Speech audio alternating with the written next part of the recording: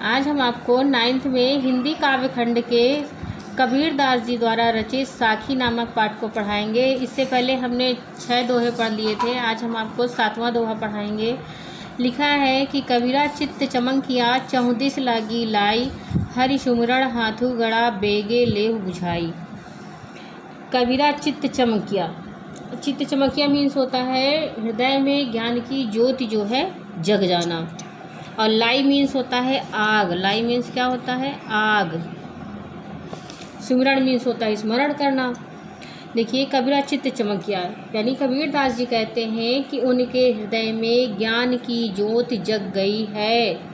कबीर दास जी कहते हैं कि उनके हृदय में ज्ञान की ज्योति जग गई है, अतः अब उन्हें संसार के चारों ओर विषयों की आग लगी हुई दिखाई दे रही है।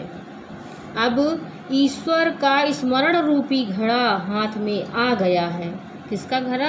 ईश्वर के स्मरण रूपी घड़ा उनके हाथ में आ गया है, जिससे विषय वासना रूपी अग्नि शीघ्र ही बुझा लेना चाहिए। इससे अब विषय वासना रूपी आग जो है शीघ्र ही बुझा लेना चाहिए।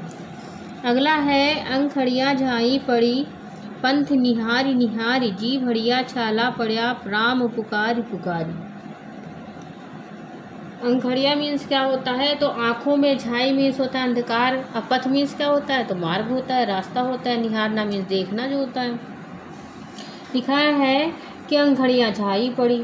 कबीर दास जी कहते हैं कि जीवात्मा बड़ी व्याकुलता से परमात्मा की प्रतीक्षा में पलके बिछाए हुए हैं, आंखें बिछाए हुए हैं।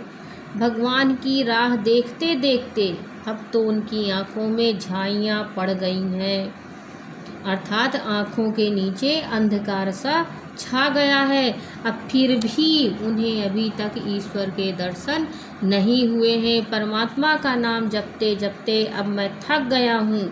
मेरी जीवात्मा की जीभ में छाले पड़ गए हैं, परंतु फिर भी परमात्मा ने मेरी पुकार नहीं सुनी है, क्योंकि सच्ची लगन, सच्चे प्रेम तथा मन की पवित्रता के बिना इस प्रकार राम नाम को जपना व्यर्थ ही है।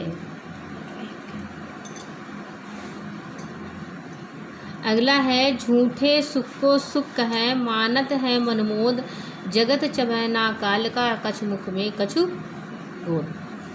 झूठे सुख को सुख कहें। कबीर दास जी कहते हैं कि लोग संसार की भौतिक वस्तुओं को देख करके उसी में प्रसन्न रहते हैं, अब वास्तव में उसी झूठ को देख करके सुख का अनुभव करते हैं। सच्चा सुख, वास्तव में सच्चा सुख तो केवल ईश्वर की भक्ति में ही है, और यह संसार तो केवल क्षण भंगुर है, अर्थात यह नष्ट हो जाने वाला है। इसे तो काल चबाने के रूप में चबाकर समाप्त ही कर देगा। इसे काल क्या करेगा? चबाने के रूप में चबाकर समाप्त कर देगा। यह कुछ अपने मुख में रखकर चबा रहा है और कुछ चबाने के लिए अपनी गोद में भी समेटे हुए है।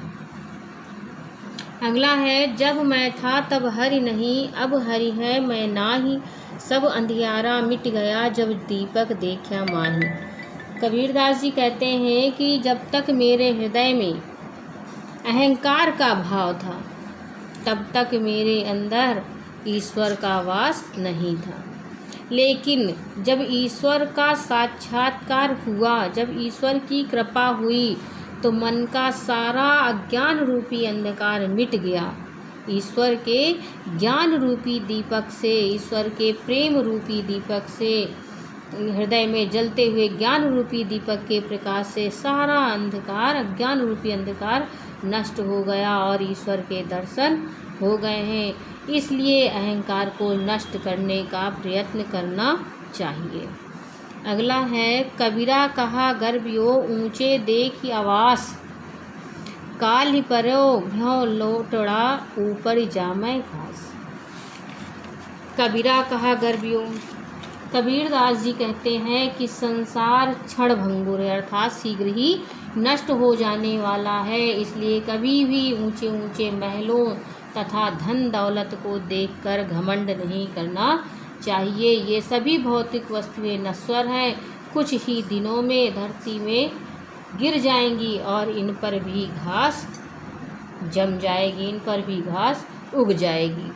इसलिए कभी भी बड़े बड़े महलों को देख करके, धन दौलत को देख करके अहंकार नहीं करना चाहिए, घमंड नहीं करना चाहिए। यह ऐसा संसार है जैसा सैंबल फूल, दिन दस के व्यवहार को झूठे रंग न भूल। कबीरदास जी कहते हैं कि यह संसार सेमल के फूल की तरह है, सेमल के फूल की तरह कुछ ही दिन के बाहरी आकर्षण से भरा हुआ है। जैसे सेमल का फूल बड़ा ही सुंदर और लाल रंग का होता है, किंतु शीघ्र ही नष्ट हो जाता है, उसका फल भी खाने के काम नहीं आता है, क्योंकि उसमें तो रुई भरी रहती है। इसलिए क्षणिक सौंदर्य को देख करके मुग्ध नहीं होना चाहिए, अपने जीवन को व्यर्थ में नष्ट नहीं करना चाहिए, क्योंकि संसार की कोई भी वस्तु सच्चा आनंद नहीं दे सकती। केवल सच्चा आनंद ईश्वर की भक्ति से ही प्राप्त होता है। अगला है, इही अवसर चेत्या नहीं, पशु ज्यों पाली देह, राम नाम जाड़ा नहीं, अंत पड़ी मुख के। बताया गया है कि कबीरदास जी मानते हैं कि मानव जीवन बड़ी कठिनाई से मिलता है और इसकी प्राप्ति प्राणी को लोक और परलोक सुधारने के लिए एक अच्छा अवसर होता है। यह जो जीवन मिला है ये परमात्मा की कृपा से मिला है, लोक और परलोक को सुधारने का एक बहुत ही अच्छा अवसर है। हमें इस जीवन के महत्व को समझना चाहिए और प्रभु प्रेम में अपने मन को लगाना चाहिए। यदि हम अज्ञानी ही बने रहें तो पशुओं की भांति केवल भौतिक आवश्यकताओं की पूर्ति में ही लगे रहेंगे, परंतु प्रभु भक्ति के बिना मुख अंत में धूल से ही भरा रहेगा। इसलिए परमात्मा का नाम स्मरण करना मनुष्य का सबसे प्रथम कर्तव्य है और इसी से उसे मोक्ष की प्राप्ति हो सकती है। अगला है आपका, यह तन कांचा कुंभ है, लिया फिरै था हाथ, धबका लागा फूट गया, कछु ना आया हाथ। क्या बताया गया है कि यह तन कांचा कुंभ है। कबीरदास जी कहते हैं कि अरे जीव, तुम्हारा शरीर तो केवल कच्चे घड़े के समान है। जैसे कच्चा घड़ा होता है, थोड़ी सी चोट लगने पर फूट जाता है, उसी तरह जीवन कब नष्ट हो जाए कुछ भी कहना संभव नहीं है।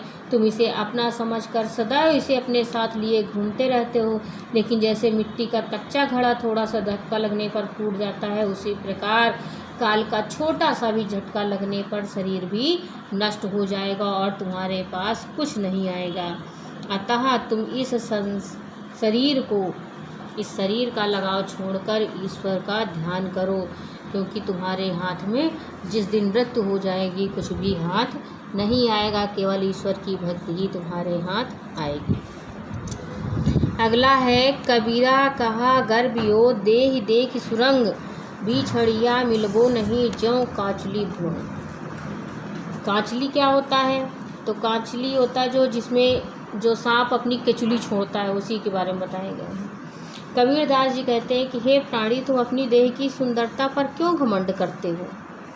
ये तो उसी प्रकार छूट जाएगी जिस प्रकार सांप की केचुली सांप के शरीर से अलग हो जाती है। जिस तरह केचुली सांप के शरीर को अलग होने पर पुनः उसे शरीर पर नहीं चढ़ाती, इसी तरह अवस्था भी ढलने पर, रंग रूप ढलने पर बिगड़ जाता है। जब अवस्था ढलती है तो रंग रूप भी बिगड़ जाता है और यह दोबारा लौटकर कभी नहीं आता है। इसलिए केवल इस संसार में ईश्वर ही शाश्वत है, इसलिए उसी को पाने का प्रयत्न करना चाहिए। एक बार यदि शरीर नष्ट हो गया तो दोबारा नहीं मिलेगा, ईश्वर की भक्ति करनी चाहिए। इस तरह आपका कबीरदास द्वारा रचित साखी नामक पाठ पूरा हो गया है। अब ये सारे जितने भी हमने अर्थ पढ़ाए हैं इन्हें पढ़ो, समझो और अपनी कॉपी में नोट करो।